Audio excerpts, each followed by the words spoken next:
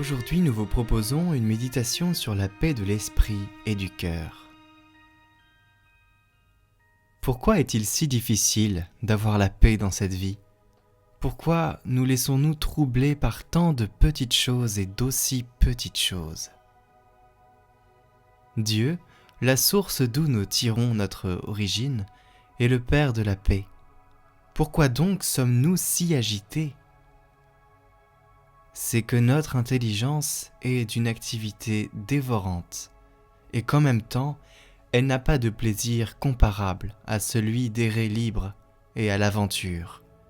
Elle a besoin d'une occupation continuelle. Elle demande toujours à se nourrir d'images. Elle est prompte à les épuiser et néanmoins, elle est toujours insatiable. C'est ce besoin d'images qui rend la vie contemplative si difficile.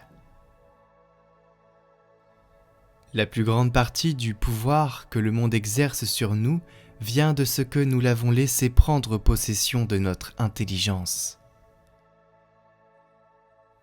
Il serait bien moins difficile de le chasser de nos cœurs si nous pouvions une fois bannir ces images de notre esprit.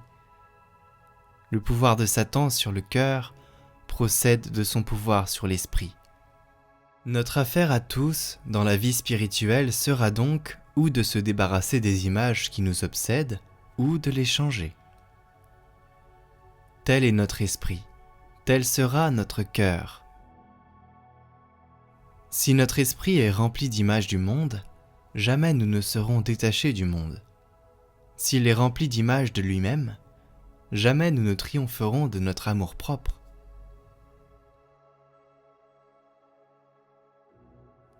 Si notre esprit ne veut pas demeurer en repos sans que des processions sans fin se déroulent au-dedans de lui, eh bien, que ce soit des processions religieuses.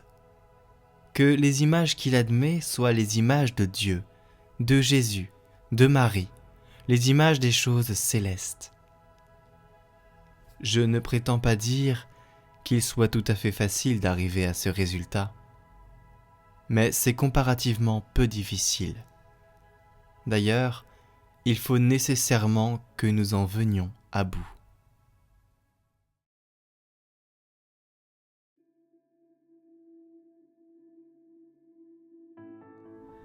Ô Jésus, je n'ai ni sagesse, ni science, ni ferveur, ni vertu.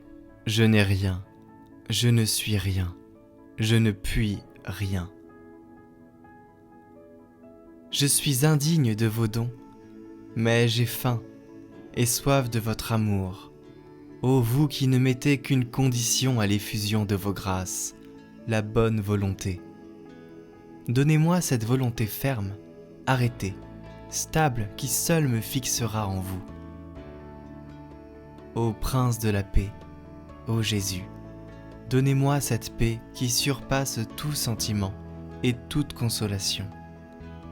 Cette paix promise aux âmes de bonne volonté sur la terre, en attendant la vision de paix qui fera l'éternelle joie de vos saints dans le ciel.